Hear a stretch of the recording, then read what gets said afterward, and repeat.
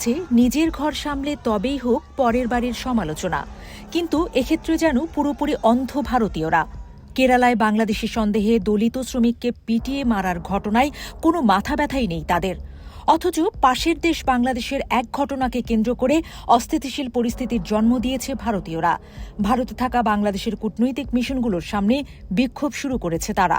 আর এই পরিস্থিতিতে দিল্লির পর আগরতলা ও শিলিগুড়িতেও বাংলাদেশের ভিসা সেবা বন্ধ ঘোষণা করা হয়েছে। শনিবার রাতে নয়াদিল্লিতে বাংলাদেশ হাইকমিশনের সামনে বিক্ষোভ করে চরমপন্থী সংগঠন অখণ্ড হিন্দু রাষ্ট্র সেনার ২০ থেকে ২৫ জন সদস্য। প্রায় ২০ মিনিট সেখানে অবস্থান করে বাংলাদেশের বিরুদ্ধে স্লোগান দেয় তারা। এমনকি ভারতে নিযুক্ত বাংলাদেশের হাইকমিশনার এম রিয়াজ হামিদুল্লাহকে হুমকি দেয়।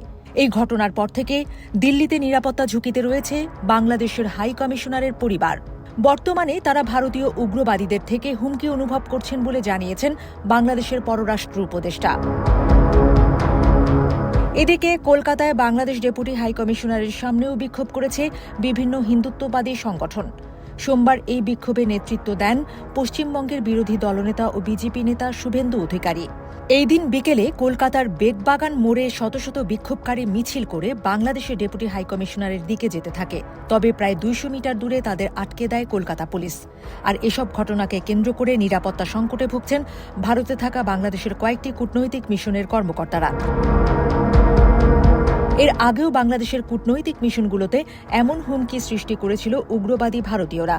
২০২৪ সালের ২রা ডিসেম্বর ভারতের ত্রিপুরার রাজধানী আগরতলায় বাংলাদেশের সহকারী হাইকমিশনে এক নজিরবিহীন হামলার ঘটনা ঘটে। হিন্দুত্ববাদী সংগঠন হিন্দু সংঘর্ষ সমিতির ব্যানারে আয়োজিত একটি বিক্ষোভ সমাবেশ থেকে একদল উগ্রপন্থী আন্দোলনকারী মিশনের ভেতর ঢুকে পড়ে।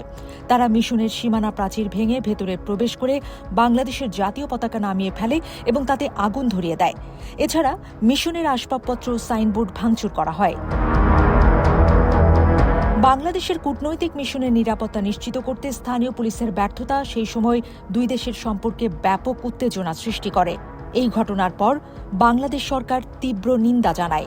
এমনকি ঢাকায় নিযুক্ত ভারতীয় হাইকমিশনারকে তলব করে কড়া প্রতিবাদ লিপি দেয়। ঘটনাটিকে অত্যন্ত দুর্ভাগ্যজনক বলে স্বীকার করে ভারত সরকার, পাশাপাশি দোষীদের বিরুদ্ধে ব্যবস্থা নেয়ার আশ্বাস দেয়। এই ঘটনার ১ বছরের মধ্যে বাংলাদেশের কূটনৈতিক মিশনগুলোর সামনে বিক্ষোভের ঘটনা ঢাকা ও দিল্লি কূটনৈতিক টানাপোড়েনকে আরও বাড়িয়ে দিয়েছে।